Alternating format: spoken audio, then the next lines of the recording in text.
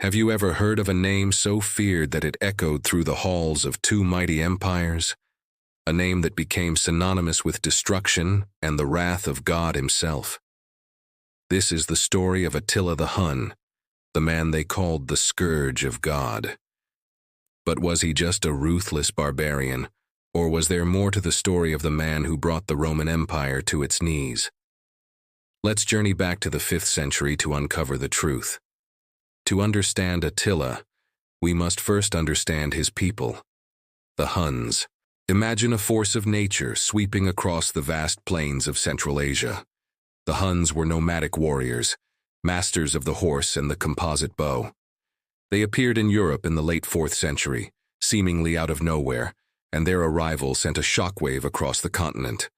They weren't just invaders. They were a catalyst for what historians call the migration period, as terrified Germanic tribes fled westward, right into the territory of the Roman Empire. The Huns were described as fearsome, with a unique appearance and a fighting style that was unlike anything the Romans had ever faced. They lived on horseback, fought on horseback, and were said to be so skilled they could even sleep in the saddle. Into this world, around the year 406, Attila was born. We know surprisingly little about his early life. He wasn't born into supreme power. He and his elder brother Bleda inherited the Hunnic Empire from their uncles in 434. At this time, the Huns weren't just a wandering horde. They controlled a vast, multilingual empire stretching from the Ural River to the Rhine. Their primary business? Extortion. They had the mighty Eastern Roman Empire, with its capital in Constantinople, paying them a hefty annual tribute in gold just to stay away. Initially, Attila and Bleda ruled together. They were ambitious and immediately renegotiated the treaty with the Eastern Romans, doubling the annual tribute. They were a force to be reckoned with. But two brothers sharing a throne rarely ends well in history, does it? Around 445, Bleda died. The circumstances are murky. Some ancient sources, mostly Roman, claim Attila murdered his brother to seize sole power. While we can't be certain, what is clear is that from this moment on, Attila was the undisputed king of the Huns. With absolute power, Attila's ambition grew boundless. He turned his gaze back to the Eastern Roman Empire. He accused them of violating their treaty, and using this as a pretext, launched a devastating series of campaigns into the Balkans. In 447, he led a massive Hunnic army that sacked and destroyed over 70 cities. They rode almost to the walls of Constantinople itself, which was only saved by its formidable fortifications.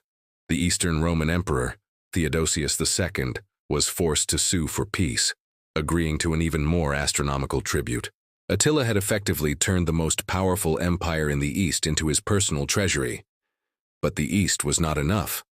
Attila now turned his attention to the crumbling Western Roman Empire. And here, the story takes a fascinating and personal turn. The key figure is a woman named Honoria, the sister of the Western Roman Emperor Valentinian III.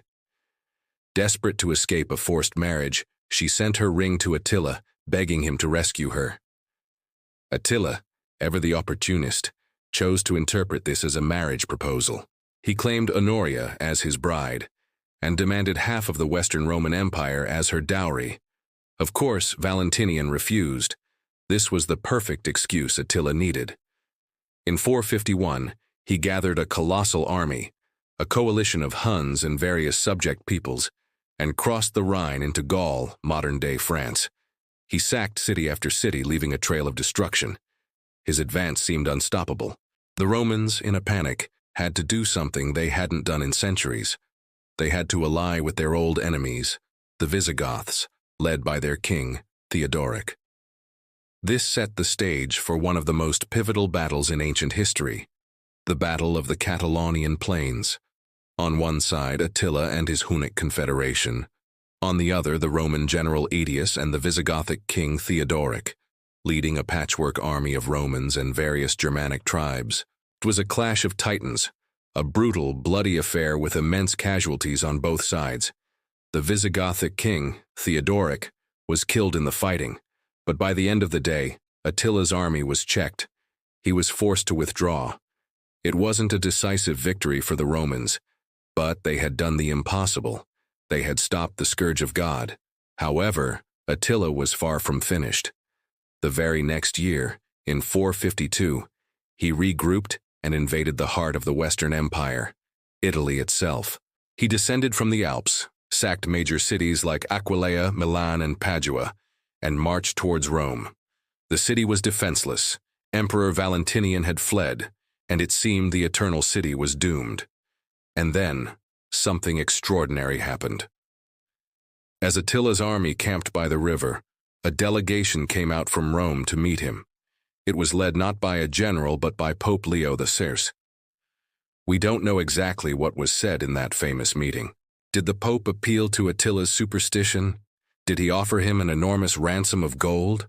Or was Attila's army simply suffering from plague and lack of supplies, making a long siege of Rome impractical? Whatever the reason, Attila turned his army around and spared Rome.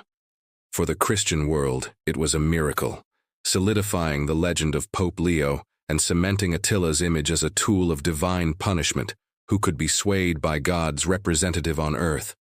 Attila retreated from Italy, but he was already planning his next campaign, another attack on Constantinople. The world held its breath, wondering what would come next. But the final chapter of Attila's life was not written on the battlefield. In 453, on his wedding night to a new bride named Ildico, Attila died. The cause? A severe nosebleed. He choked to death in his sleep.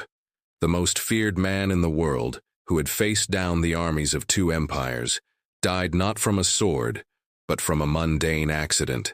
His death was as dramatic as his life.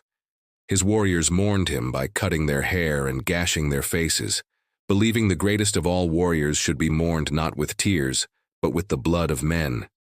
He was buried in a secret location, in a series of 3 coffins, one of gold, one of silver, and one of iron. The slaves who buried him were executed to keep the location of his tomb a secret. To this day, the final resting place of Attila the Hun has never been found. Without its singular, charismatic leader, the Hunnic Empire collapsed almost as quickly as it had risen. His sons fought amongst themselves for control, and the subject peoples rose up in rebellion.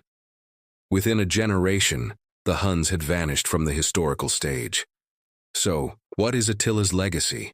Was he simply a bloodthirsty conqueror? To the Romans, absolutely. But to his own people, he was a strong and brilliant leader who built a vast empire and made the Huns the most powerful force in the world. He was a master strategist, a shrewd diplomat, and an utterly ruthless ruler. He didn't want to conquer and rule the Roman Empire. He wanted to bleed it dry, to use its wealth to fund his own power.